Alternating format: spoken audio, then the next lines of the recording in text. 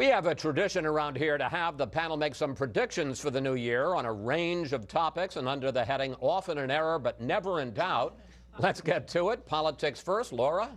I think the highlight of the Democratic National Convention will be the speech by former President Bill Clinton.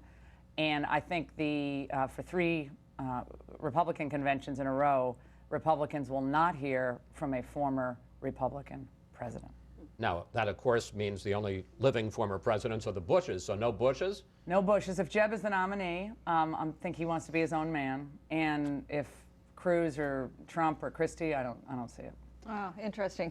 My prediction on politics is it's going to be a three-way race. If Trump gets the nomination, there'll be an establishment Republican who offers an alternative to voters. If Trump doesn't get the nomination, somebody else, Trump, maybe somebody else, runs instead to show how mad they are at the establishment that chose an establishment. But basically you're saying there are going to be two Republican slash conservative candidates. Because the party is too split to hold it together. Guarantee that Hillary... Likely. Really? That's not actually part of my prediction, but yeah, I think that's okay. likely effect. That's a new prediction.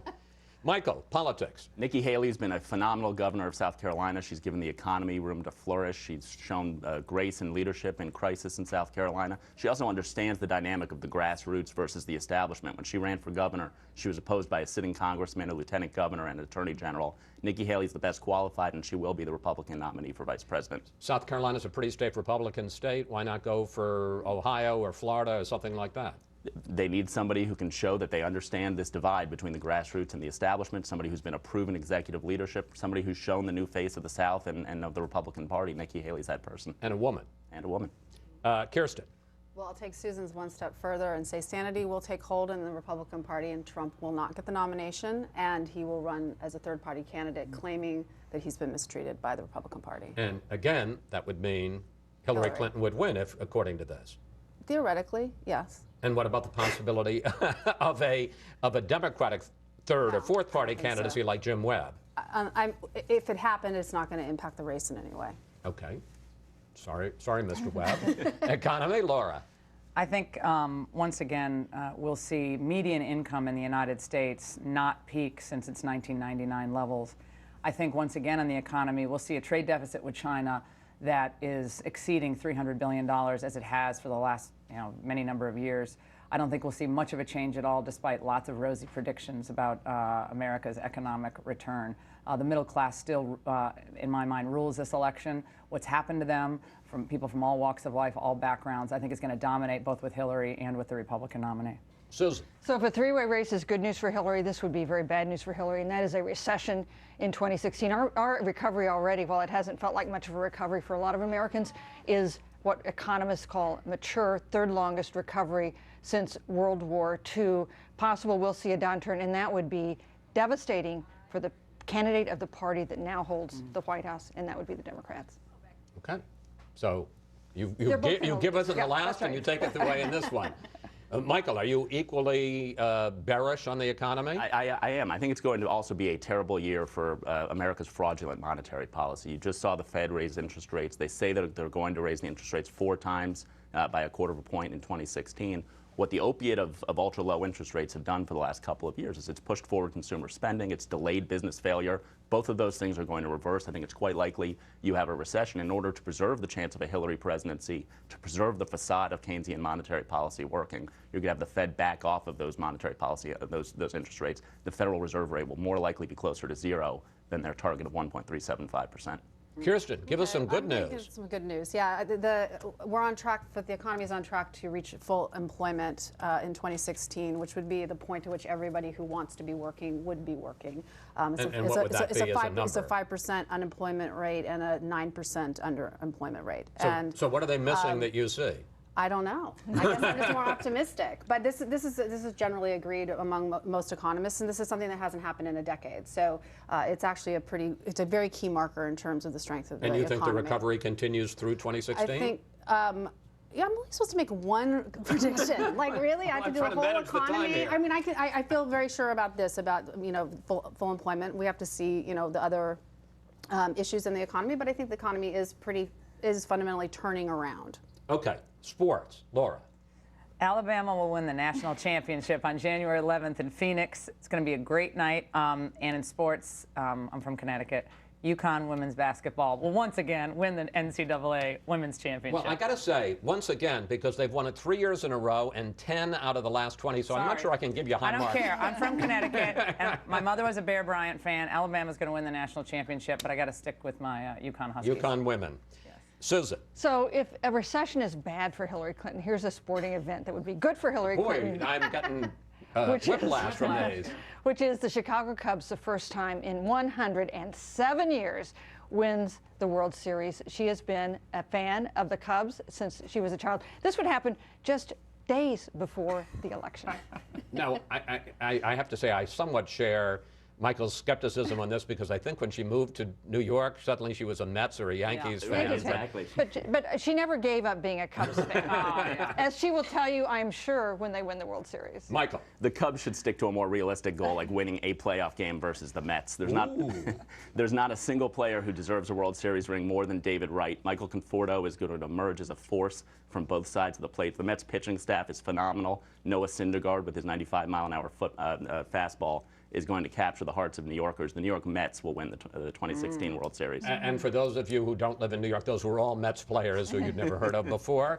I always enjoy this because Kirsten doesn't know and doesn't care about sports, and we always make her come up with one. Go ahead. Well, if you have any issues with this, you can take it up with Steve Hayes, because he told me this. The Washington Capitals will win the Stanley Cup. Oh, nice. And can you name 2 players on the Capitals? You're not allowed to have follow-up questions. Can you name 1 player on the Capitals? Call Steve.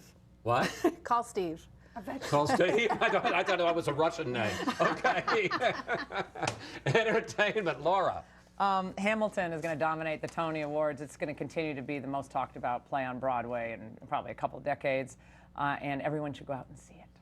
I have to tell you, as somebody who was lucky enough to go see it, it is fabulous. If you to go to a musical and hear them singing about writing the Federalist Papers, it's pretty darn special. Susan? Hamilton was incredible. Here's a film that's going to get nominated and I hope win Best Picture in the Oscars, and that's Spotlight. It is the best movie I've ever seen about how reporters actually do their jobs, why it matters, the difference it can make in holding the powerful to account when you have a community newspaper, a local newspaper, in this case the Boston Globe, doing the job that journalists are supposed to do. And this was the Boston Globe basically finding out and uncovering what the Roman Archdiocese had done to protect priests who abused children. And led to revelations across the globe of similar scandals. Michael. Hollywood's big blockbuster of the spring is Batman versus Superman, and the premise is that that Batman goes from Gotham to Metropolis to act as a check on the ultimate power of the Caped Crusader. How do you know this? I read it on Wikipedia. Oh, okay. Well, the only catch is that it's laughable to think that Superman is going to be intimidated by Ben Affleck, especially coming off of the Christopher Nolan and the Christopher Nolan and the Christian Bale Batman. It's going to be fundamentally unserious. Ben Affleck will go down as Hollywood's worst Batman. Okay. Kirsten. So a movie called 13 Hours by Michael Bay is coming out. It's about the Benghazi attack on 9/11, and it's a terrific movie, but it's also very fair. It's very even-handed, and I think a pretty true telling to what happened in Benghazi. This is about the CIA operatives at the annex who were prevented or delayed in getting to the consulate. Exactly, and it has. I think it's not overly political. It takes a pretty light touch. That said, because I think it very accurately portrays things, it's going to become the recipient of a smear campaign by people on the left who are going to try to. And just before Iowa and New Hampshire, coming out this month. All right, panel, we have to step aside again, but when we come back, we'll get one final prediction from each of you for 2016, and there are some surprises.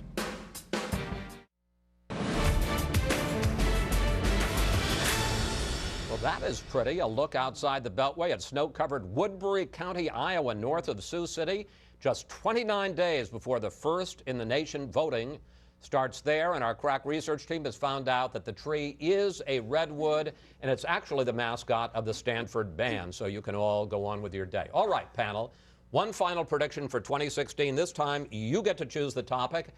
Laura, you start. I think the question is whether the establishment Republicans can hold on for another presidential term in this presidential election cycle, or whether the country and the party is going to move in a more populist, more nationalist economic direction. That is the fundamental divide. I think that's been papered over to some extent in recent elections. But that's where we are right now in the Republican Party. You also see it happening across Europe, different extents, different types of movements, but there's a sense that things just aren't all that fair, and that a lot of the people in the middle or the lower working poor just can't get ahead, even though in the global economy a lot of people can get really rich. And very briefly, does the party split apart over this issue? I don't know. I don't know how to predict that, but I do think now the money is with the establishment as usual, and the power is with the people. Susan.